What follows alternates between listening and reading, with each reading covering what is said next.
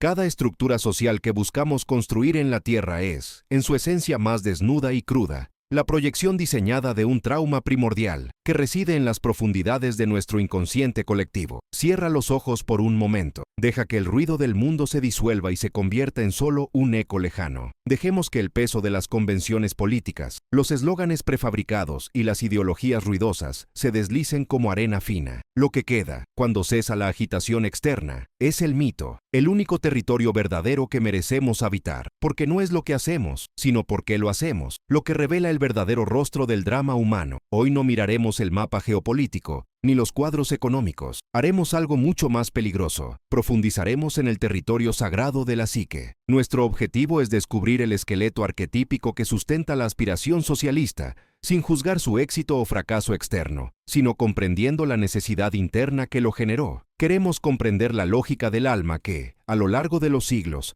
ha llevado a millones de personas a soñar con un mundo donde se derribe el muro entre los míos y los nuestros. Silencio. Siente la presencia de tu propio ser observador. En lo profundo de nuestra psique reside el recuerdo primordial de la separación, desde el momento en que el ego, el yo individual, distinto y aislado, emerge del océano indiferenciado del inconsciente colectivo. Experimentamos el miedo estructurante a la exclusión, el temor a quedar a merced de la naturaleza cruel, de la escasez implacable. Este es el nacimiento del arquetipo del huérfano herido, la primera herida humana. El huérfano, traumatizado por la vulnerabilidad, busca incesantemente regresar al útero simbólico de la seguridad absoluta. Anhela la gran madre proveedora, fuerza cósmica que le garantice refugio, nutrición, y sobre todo, equidad en la distribución de los recursos. La aspiración socialista, vista a través de la lente de la psicología profunda, es principalmente un intento gigantesco, complejo y doloroso de recrear la búsqueda de esta gran madre en el escenario social. Es la proyección de esta necesidad infantil y fundamental de protección sobre la estructura del Estado. El capitalismo, en su forma arquetípica, a menudo encarna al padre severo, exigente, meritocrático, caótico,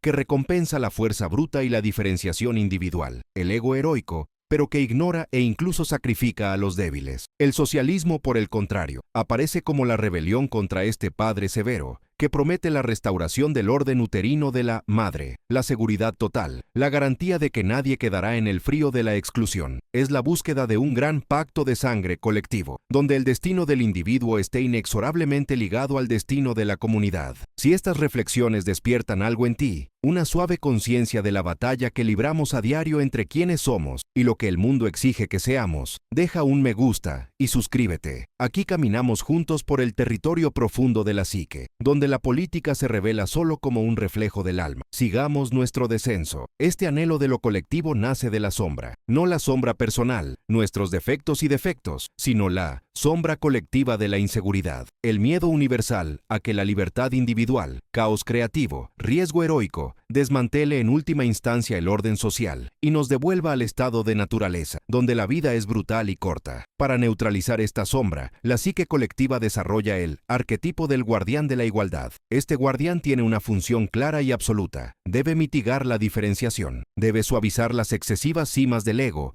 y llenar los profundos valles de la desesperación. Al guardián de la igualdad no le importa la excelencia individual, porque la excelencia es, por definición, desigual. A él le importa la supervivencia de la tribu. Para él, un genio hambriento representa un fracaso del sistema tan grave como un holgazán rico. El desequilibrio es la plaga que amenaza la seguridad del grupo. El mecanismo psicológico que permite al individuo sacrificar su ego, sus ambiciones únicas, su deseo de sobresalir, su propia firma energética, en nombre del colectivo, el yo social, es el miedo a la alienación. El hombre no teme tanto la pobreza material como el aislamiento. Teme ser el chivo expiatorio, el excluido, el que no tiene voz en la asamblea. El socialismo, en su lógica interna, ofrece un contrato psíquico. Cede tu diferencia y te daré pertenencia absoluta. El individuo, cansado de la batalla de la autoafirmación, la carga del héroe, acepta la suave disolución de su identidad en un mar de cómoda uniformidad. Es la persona colectiva la que se impone. Todos debemos usar el mismo uniforme, símbolo de humildad y necesidad compartida de que la comunidad funcione. Pero esta disolución es un arma de doble filo. Al entregar la autonomía del yo al Estado madre, el individuo también proyecta sobre esta entidad toda su responsabilidad moral y existencial. Si hay injusticia, no soy yo quien debe resolverla. El sistema debe hacerlo. Si hay una necesidad,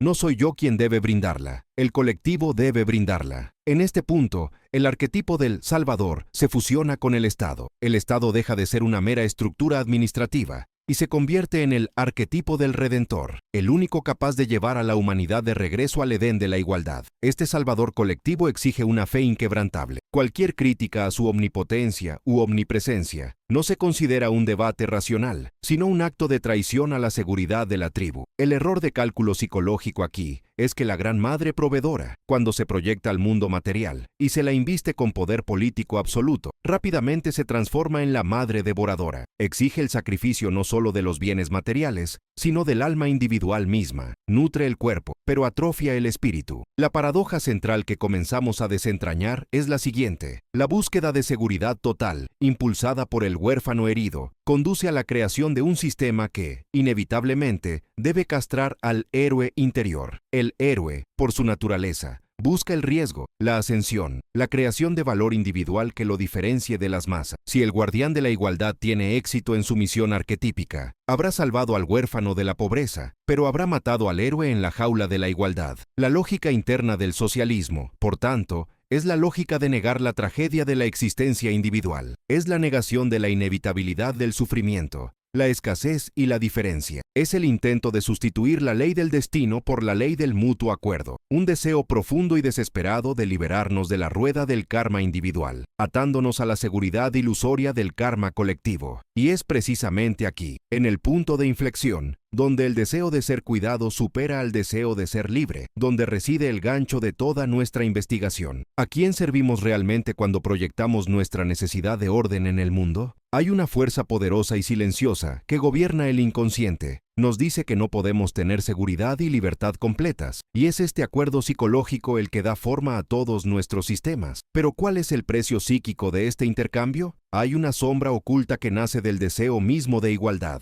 la sombra del resentimiento de quien debe ser igualado y la sombra del miedo de quien destaca. Es con la anatomía de estas fuerzas que dan forma a la moralidad misma de un sistema, que continuaremos nuestro viaje en el próximo momento. Toda promesa de paraíso colectivo requiere la quema silenciosa de un individuo en el altar de la igualdad prometida. Esta es la paradoja fundamental que rara vez nos atrevemos a contemplar, porque mirarla significa afrontar la profunda negación de nuestra propia naturaleza psíquica. El hombre no fue hecho para ser una parte intercambiable. Vuestra alma exige un destino único, aunque os condene a la soledad o al error. Sin embargo, cuando la realidad del mundo, su frialdad, su desigualdad inherente, su caos existencial, se vuelve insoportable, el inconsciente colectivo evoca la imagen de un refugio, un útero psíquico donde la responsabilidad se disuelve en la masa. Es en este punto de vulnerabilidad, en este vacío entre el ego que exige logros y la sombra que teme el fracaso, donde la lógica interna de una estructura colectivista encuentra su suelo más fértil. Cierra los ojos por un momento y siente el peso sutil de esta necesidad, no la necesidad material, sino la necesidad arquetípica, el hambre de pertenencia que nos ha acompañado desde la cuna de la humanidad. Vivimos en una época donde el ruido externo es implacable y el alma busca desesperadamente un silencio interior que solo puede encontrarse a través de la verdad. Pero la verdad es muchas veces la soledad, y la soledad es el precio de la totalidad del ser. El atractivo del colectivo, manifestado aquí bajo la forma de la estructura social que llamamos socialismo, no es principalmente económico, es un llamado al alma exhausta, una invitación a regresar al vientre de la Gran Madre psíquica. En nuestro análisis anterior, mencionamos que esta Gran Madre, el arquetipo del gran contenedor, de la seguridad total, ofrece el consuelo de la homogeneidad. Ella es el nido que amortigua el impacto de la vida. A cambio de su calidez y su provisión inagotable, ella exige solo una cosa, pero esta es la más difícil de todas las exigencias para el espíritu humano, la disolución de su unidad, porque la unicidad es peligrosa. El individuo que sobresale, que manifiesta el héroe arquetípico, que se atreve a cargar la cruz de su propia diferenciación, crea una turbulencia que perturba la paz anestesiada de la Gran Madre. La paz colectiva es la uniformidad de la experiencia, la garantía de que nadie sufrirá el dolor de la diferencia o la vergüenza de no tener lo mismo que su prójimo. Esta no es una paz basada en la satisfacción, sino en la neutralización de la envidia, la sombra colectiva. Cuando observamos la implementación de esta lógica, notamos que la primera víctima psicológica es el arquetipo del mago. El mago, en su esencia profunda, Es quien posee conocimiento diferenciado, técnica rara, innovación disruptiva. Es el catalizador del cambio, el portador de conocimientos que no pueden democratizarse ni distribuirse fácilmente. Su poder reside en su escasez. En cualquier sistema que valore la igualdad absoluta por encima de la excelencia, el mago representa una amenaza existencial. No puede ser regulado, porque su magia está fuera de la norma.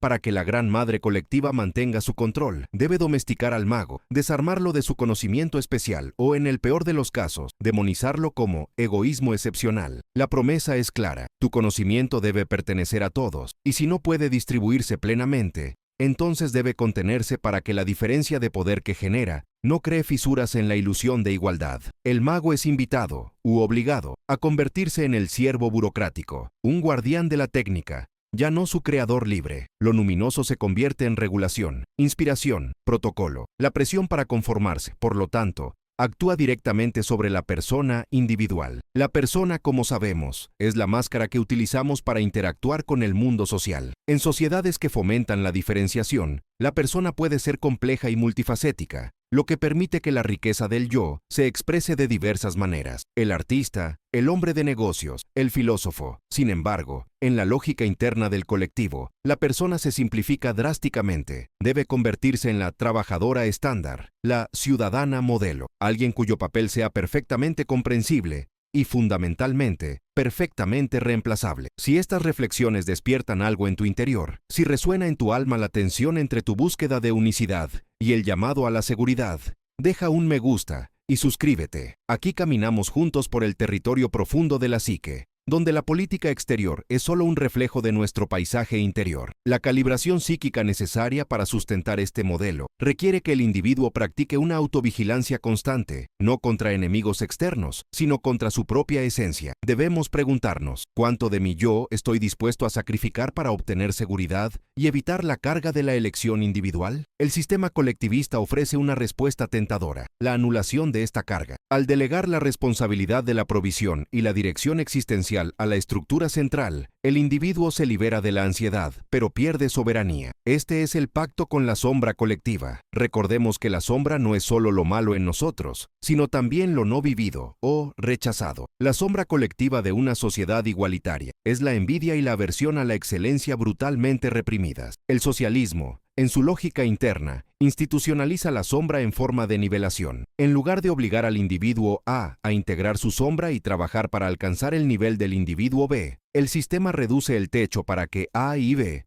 puedan encontrarse en un punto de equilibrio promedio. Esta dinámica crea un nuevo y peligroso arquetipo: el juez vigilante. Este juez no es un gobernante, sino una figura internalizada y presente en cada ciudadano. El juez vigilante es la parte de nuestra psique que monitorea a nuestro prójimo para asegurarse de que no esté recibiendo demasiado ni sobresaliendo demasiado. Este arquetipo surge del miedo a romper el pacto de igualdad. Él es el mecanismo de defensa de la Gran Madre, asegurando que cualquier manifestación de poder o talento singular sea inmediatamente neutralizada por el escrutinio y la denuncia social. La libertad se cambia por el permiso de ser iguales. Y ser igual, en este contexto, significa estar moderadamente seguro y uniformemente infeliz. El humor, la espontaneidad y la audacia, elementos esenciales del arquetipo del tramposo y del inocente, comienzan a desaparecer, al ser elementos impredecibles que desafían el orden. El tramposo es el caos creativo, la risa que revela la hipocresía de las normas. En un entorno donde la estabilidad y la conformidad son valores supremos, el tramposo no es percibido como un liberador, sino como un agente subversivo. El riesgo es que la risa, al invadir la seriedad del dogma, revele que el emperador, o, en este caso, la burocracia, está desnudo. Profundizar en la lógica nos lleva a enfrentar la figura del Salvador burocrático, que analizamos anteriormente. El Salvador, que prometió la tierra prometida, ahora se convierte en el guardián de la puerta, controlando el flujo de recursos y, lo que es más importante, el flujo de información. Se convierte en el único intérprete autorizado de la voluntad colectiva. Su función principal ya no es construir el paraíso, sino gestionar la escasez y la insatisfacción, atribuyéndolas a fracasos externos o a elementos disidentes, aquellos que se atrevieron a revivir a su mago interior. Hay una fuerza dentro de ti que lo observa todo, y es con esto que continuaremos en el momento siguiente, examinando la disolución del ego y el surgimiento del Estado, como la proyección suprema del yo reprimido. Toda utopía Utopía que cuando la toca la mano de la humanidad, se revela como solo el espejo distorsionado y fracturado de nuestra propia incompletitud.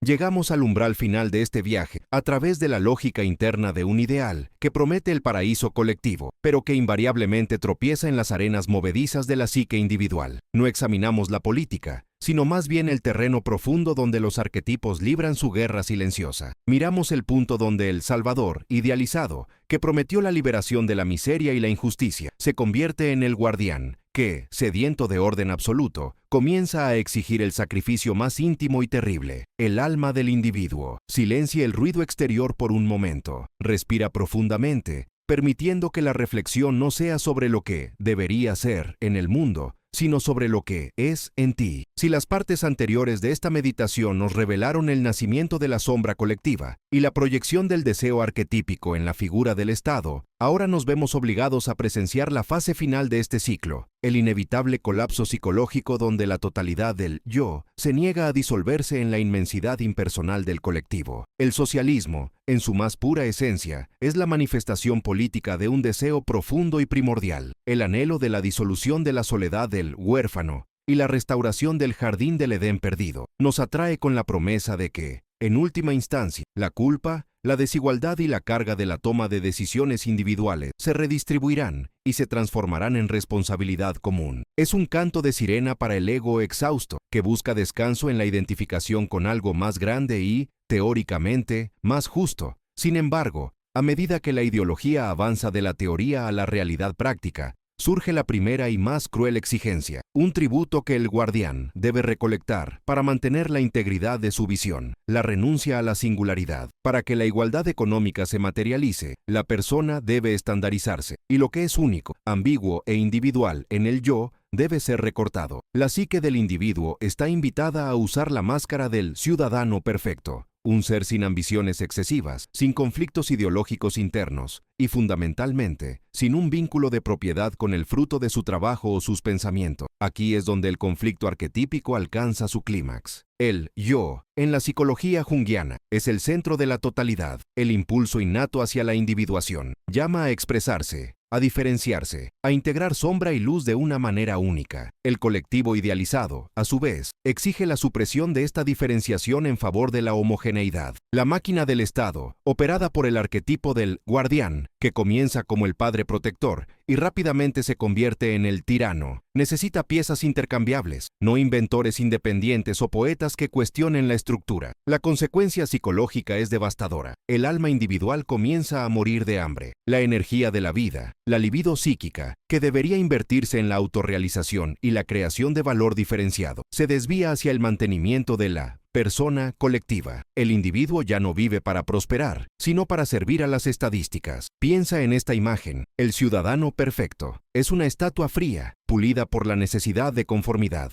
Debajo de esta superficie de bronce, sin embargo, late una sombra creciente. Esta no es la sombra individual, que contiene los impulsos reprimidos de la lujuria, la ira y la codicia, sino más bien la sombra de la rebelión y la individualidad reprimida. El sistema, al prohibir la expresión diferenciada, ya sea a través de la prosperidad material o la libertad de crítica, no elimina estos impulsos, los empuja al sótano de la psique colectiva, donde fermentan. El arquetipo rebelde, que fue el motor inicial contra el anterior sistema capitalista, se convierte ahora en el mayor enemigo interno del nuevo sistema socialista. El rebel no quiere que se ponga fin a la injusticia para crear un nuevo tipo de orden rígido, quiere poner fin al orden rígido mismo. Y cuando el guardián convierte la promesa de libertad en una celda de oro, o de hierro, según el régimen, el rebelde interior, que es una parte esencial del yo sano, se despierta con furia silenciosa. Este proceso de represión interna explica la rigidez, la burocracia excesiva y la eventual falta de creatividad e innovación que se observan en los sistemas puramente colectivistas, donde el alma se ahoga. Cesa la invención. La burocracia no es solo una falla administrativa, es la proyección de la rigidez de la persona colectiva, el temor de que si se deja suelto un solo borde, todo el edificio de la igualdad impuesta se derrumbará. El sistema se vuelve fóbico hacia la espontaneidad y el caos creativo, ya que el caos es la cuna de lo nuevo, y lo nuevo siempre amenaza lo establecido. Y si estas reflexiones sobre la tensión inherente entre el deseo de totalidad colectiva y la necesidad de singularidad individual despiertan algo en ti, deja un me gusta y suscríbete. Aquí caminamos juntos por el territorio profundo de la psique, donde la política se encuentra con el alma, la verdad profunda. Por eso el socialismo, cuando intenta resolver el problema de la distribución externa, capital y bienes, fracasa estrepitosamente al ignorar el problema de la distribución interna, el capital psíquico. ¿Dónde está el valor, el daimon, espíritu rector o vocación única, de la persona, cuando se reduce a una función anónima? El sistema, al negar al arquetipo de héroe individual que construye su propio reino y asume la responsabilidad de su propia sombra, crea un vacío de significado. La gente sigue necesitando heroísmo, sentido y lucha. Y si esta lucha no puede invertirse en la creación y la diferenciación, inevitablemente se proyectará hacia afuera, en la búsqueda incesante de enemigos internos y externos que justifiquen el mantenimiento del guardián en el poder. La caza de brujas ideológica se convierte en la salida del exceso de energía psíquica que no puede gastarse en la autorrealización. La energía reprimida del rebel se manifiesta como paranoia social. El ciclo se completa de manera trágica. El Salvador, la ideología, prometió rescatar al huérfano, el proletariado oprimido. Para ello creó el guardián, el estado de vanguardia. El guardián mata al yo individual para crear la persona del colectivo. Y al hacerlo, resucita la sombra de la rebelión, convirtiendo a los propios ciudadanos en huérfanos, nuevamente. Ahora, huérfanos de su propia individualidad y atados al guardián, que, irónicamente, debería haberlos liberado. La gran tragedia no está en lo que prometió el sistema, sino en lo que requirió que el individuo matara dentro de sí mismo para volverse realidad. Y el fantasma de esta muerte interior es la sombra que, al final, siempre devora a la misma utopía.